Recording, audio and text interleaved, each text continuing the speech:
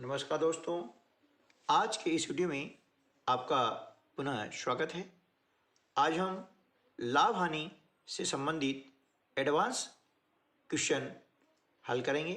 तो चलिए शुरू करते हैं हम आज का वीडियो और सीख लेते हैं कुछ नए प्रश्न। पहला प्रश्न है, महेश 2 कारें बेचता है जिनमें प्रत्येक की कीमत 1,75,000 रुपये है। इस दर से बेचने पर उसे एक कार पर 15% का लाभ और दूसरे पर 15% की हानि हुई। कुल लाभ अथवा हानि प्रतिशत ज्ञात कीजिए। दोस्तों, जब इस प्रकार के प्रश्न आते हैं कि जितने प्रतिशत का लाभ हुआ है और दूसरी वस्तु पर उतने ही प्रतिशत की हानि हुई है, तो ऐसे प्रश्नों में ये जो कीमत दी जाती है इसका कोई अस्तित्व नहीं होता है, क्योंकि हमें यहाँ पर पूछा गया है प्रतिशत। ठीक है, तो इस प्रकार के सवालों को कैसे हल करेंगे ये हम जानते हैं। तो देखिए, जितने प्रतिशत का लाभ हुआ है और जितने प्रतिशत की हानि हुई है, हम यहाँ इस प्रकार लिख लेंगे। 15% का लाभ हुआ है, 15 गुणा 15/100। ठीक है, अब 15 में 15 गुणा करते हैं तो आता है 225/100। 225 में 100 का भाग लगाने हो जाएगा 2.25%। यानी इस सौदे में 2.25% की क्या हुई? हानि, है ना। ध्यान रखिए कि जब भी समान प्रतिशत का लाभ और समान प्रतिशत की हानि होती है तो वहां पर हमेशा ही हानि होगी, ये आपको ध्यान रखना है। ठीक है दोस्तों, चलिए अगला प्रश्न लेते हैं। 17 वस्तुएं 3,910 रुपये में खरीदी गई और 4,590 रुपये में बेची गई। प्रति वस्तु लगभग कितने प्रतिशत का लाभ होता है? तो देखिए, यहाँ पर 3,910 रुपये में खरीदी गई, यानी 3,910 रुपये क्या हुआ? हमारा क्रय मूल्य, है ना। क्या हो गया? ये क्रय मूल्य, जिसे हम जो है सीपी कहते हैं। तो ये हो गया आपका 3,910 रुपये। ठीक है, आगे 4,590 रुपये में बेची गई, यानी ये हो गया आपका सेलिंग प्राइस यानी एसपी। ये आपका हो गया है 4,590 रुपये, है ना। अब देखिए, यहाँ पर सेलिंग प्राइस जो है कास्ट प्राइस से अधिक है, इसलिए क्या होगा? लाभ होगा। ये तय हो गया। अब कितना लाभ होगा इसके लिए हम क्या करेंगे कि 4,590 रुपये में से 3,910 रुपये माइनस कर देते हैं, तो यहाँ पर बच जाता है 680 रुपये। ठीक, अब हमें पूछा गया है प्रतिशत लाभ, यानी ये लाभ तो हुआ, है ना, लाभ यानी प्रॉफिट, ये आपका प्रॉफिट हो गया। तो 680 रुपये प्रॉफिट हुआ है कितने पर? 3,910 रुपये पर। ध्यान रखना है कि प्रॉफिट या लॉस यानी लाभ या हानि हमेशा क्रय मूल्य पर यानी कॉस्ट प्राइस पर ही होते हैं। तो हो जाएगा 3,910। तो हमें पूछा गया है कितने प्रतिशत? प्रतिशत का मतलब होता है 100, तो हम क्या करते हैं, इसमें 100 का गुणा कर देते हैं। ठीक है ना।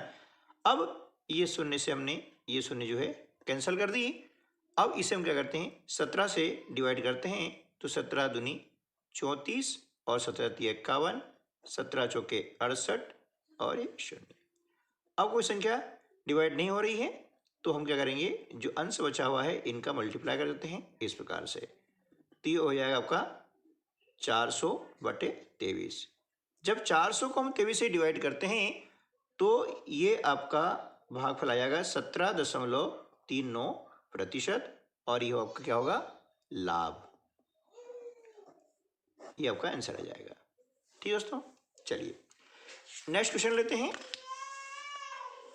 कि यदि क्रय मूल्य 16,000 रुपये और लाभ 9% हो तो विक्रय मूल्य ज्ञात कीजिए, यानी सेलिंग प्राइस।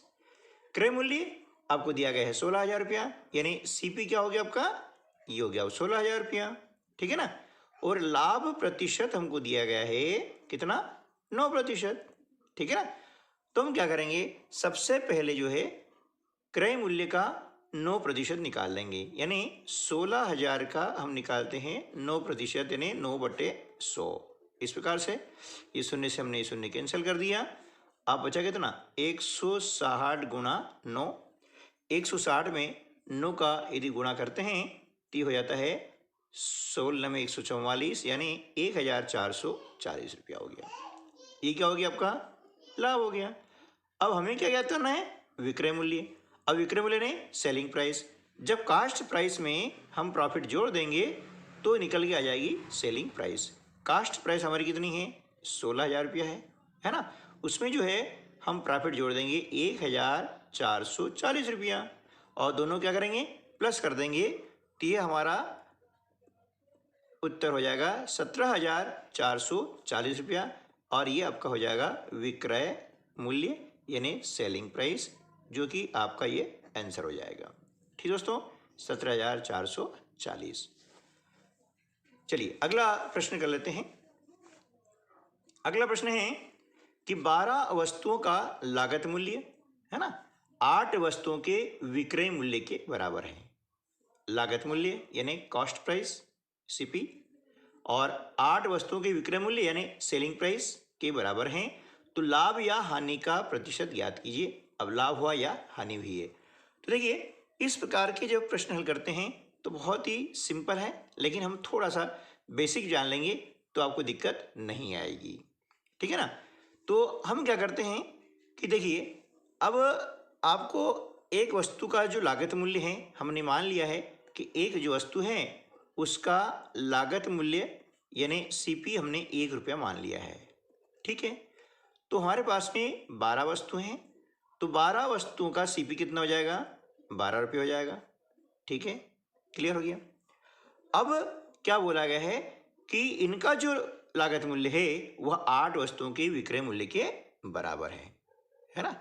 8 वस्तुओं के विक्रय मूल्य के बराबर है, यानी 8 जो वस्तुएं हैं है ना, 8 जो वस्तुएं हैं इनका विक्रय मूल्य जो है वो किसके बराबर है, 12 वस्तुओं के लागत मूल्य पर, है ना।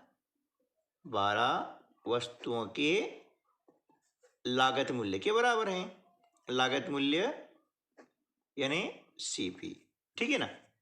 तो अब 12 वस्तुओं का जो लागत मूल्य होता है वह कितना हो रहा है, 12 रुपये हो रहा है ना। और 8 वस्तुओं का विक्रय मूल्य कितना हो गया, 8 रुपये हो गया। तो लाभ कितना हो जाएगा, लाभ हो जाता है 12 में से हमने 8 माइनस कर दिया तो बराबर कितना हो गया, 4 रुपये हो गया। अब 4 जो लाभ होता है वह कितने होता है ना, जो 4 रुपये लाभ हो रहा है वह 8 वस्तुओं के विक्रय मूल्य के बराबर हो रहे हैं, 8 रुपये हो रहा है, ठीक है ना।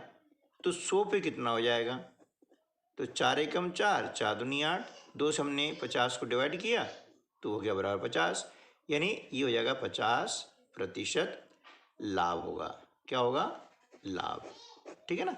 इस प्रकार से इसे हम डायरेक्ट भी कर सकते हैं। देखिए बहुत ही सिंपल है, लेकिन ये बेसिक आपको मैंने समझाया है कि 12 वस्तुओं का लागत मूल्य 8 वस्तुओं के विक्रय मूल्य के बराबर है, ठीक है ना। अब विक्रय मूल्य में कम वस्तुएं हैं तो स्वाभाविक है कि आपको लाभ होगा, क्योंकि 8 वस्तुओं की विक्रय मूल्य बराबर है, यानी 4 वस्तुएं हमारी बच रही है, ठीक है ना। तो 4/8 इसका हम क्या करेंगे, डिफरेंस निकाल लेंगे। तो 4/8 गुणित 100/1, इस प्रकार से हम डायरेक्ट यहाँ पर एक ही स्टेप में इस प्रश्न का उत्तर हम प्राप्त कर सकते हैं। तो ठीक दोस्तों, मिलते हैं अगली वीडियो में कुछ ऐसे ही नए प्रश्नों के साथ में जो कि विगत प्रतियोगी परीक्षाओं में पूछे गए हैं। तब तक के लिए नमस्कार, जय हिंद,